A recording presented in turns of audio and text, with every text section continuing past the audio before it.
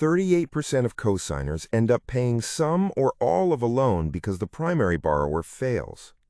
28% suffer a credit score drop because the person they cosigned for paid late or stopped paying entirely. Roughly 1/3 end up in a worse financial situation than before they signed. And 58% of the people who need a cosigner turn to family. Scripture addressed this exact scenario 4 separate times in the book of Proverbs alone.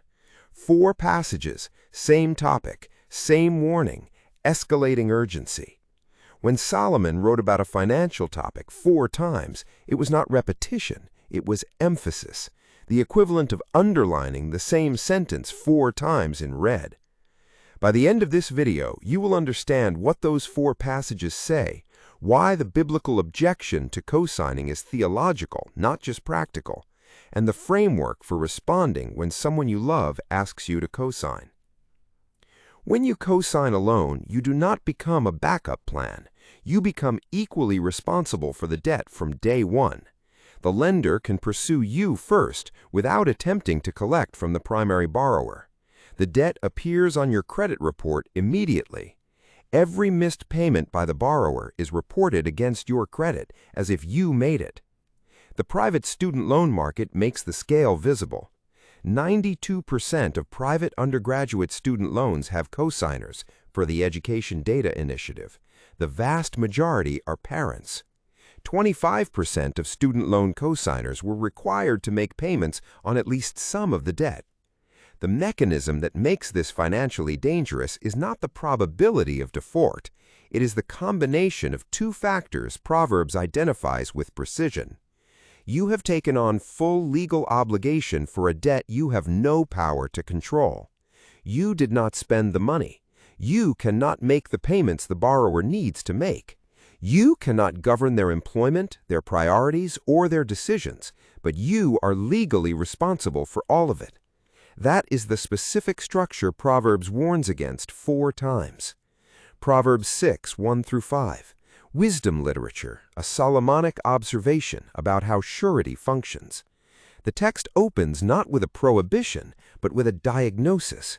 My son, if you have put up security for your neighbor, if you have struck your hands in pledge for a stranger, you have been trapped by what you said and snared by the words of your mouth. Trapped and snared. Solomon is not saying the cosigner made a moral failure. He is identifying a structural error, an arrangement with an asymmetric risk profile the cosigner does not control. Then the remedy. Do this at once, my son, to free yourself. Go, hasten, and plead urgently with your neighbor. Give your eyes no sleep and your eyelids no slumber. Save yourself like a gazelle from the hand of the hunter, like a bird from the snare of the fowler. Free yourself like a gazelle from the hand of the hunter. This is not mild cautionary advice. Hasten, give your eyes no sleep. The language of someone who has observed people lose everything because they did not act quickly enough. Proverbs 11:15. Whoever puts up security for a stranger will surely suffer, but he who hates striking hands in pledge is secure. Proverbs 17:18. One who lacks sense strikes hands and puts up security in the presence of his neighbor. Proverbs 22:26-27. Be not one of those who give pledges, who put up security for debts. If you have nothing with which to pay, why should your bed be taken from under you? 4 passages, same topic. The repetition is the argument. The biblical objection to cosigning is not primarily practical, it is theological. Romans 13:8, an epistle, apostolic instruction, owe nothing to anyone. The directional principle is towards zero obligation. When you cosign, you move in the opposite direction. You add obligation that is not yours, for a decision you did not make, attached to a person whose financial behavior you cannot govern. Every other debt in your financial life you can address by working harder, spending less, or selling assets. The cosigned debt is different. Its outcome is entirely in someone else's hands. This is the structural problem Proverbs identifies. Not that the borrower is untrustworthy, not that you cannot afford the payments, but that you have taken on an obligation you have no power to fulfill through your own diligence. Proverbs 22:3, Wisdom Literature. The prudent see danger and take refuge, but the simple keep going and pay the penalty. Co-signing is the scenario where the prudent person sees the structural danger before signing, and the simple person discovers it after. Here is the framework stated plainly. The biblical position on co-signing is clear, consistent, and repeated 4 times. Do not do it. But the pastoral reality is that the request usually comes from someone you love. Saying no feels like abandonment. The biblical alternative is not to abandon them. It is to give instead of pledge. If you have the financial capacity to co-sign, meaning you can absorb the payments if the borrower defaults, then you have the financial capacity to give. A gift does not appear on your credit report. A gift does not expose your assets to collection. A gift does not require you to trust that another person will make payments you cannot control. If they default on a loan you co-signed, you lose the money and face collection. If you gave them the money, you lost the money. The financial outcome is similar. The relational damage is not. Co-signing is the worst available option. You take on the obligation without giving the gift, and the relationship absorbs the full damage when things go wrong. Here is the framework for navigating a cosign request. Step 1. Name what is actually being asked. When someone asks you to cosign, they are asking you to take on full legal responsibility for their debt, not to vouch for them, not to be a reference, but to legally guarantee the loan. Ask yourself, would I take out this loan in my own name and give them the cash?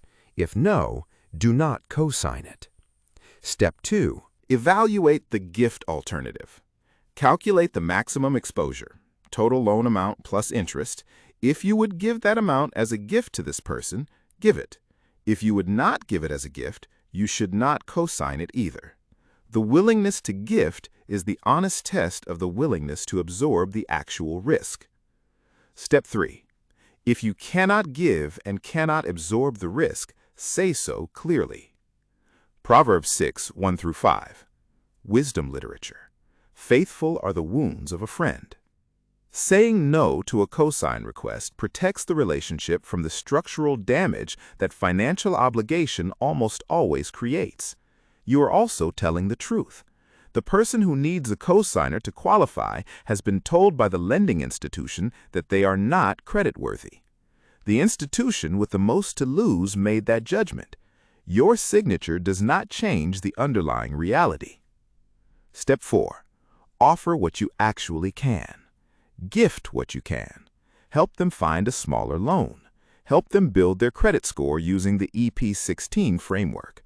Help them evaluate whether the purchase is necessary right now. These are acts of genuine help. Co-signing is an act of rescue that frequently makes things worse. Review your existing cosign obligations today. If you have a co-signed loan on your credit report, pull it at annualcreditreport.com and confirm the current payment status. If the loan is in good standing, check whether a cosigner release option exists.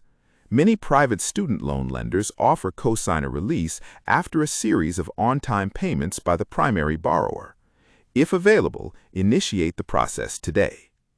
If the loan is delinquent, Proverbs 6:4, do not let sleep come to your eyes. Contact the lender and the primary borrower now. The problem does not improve with delay.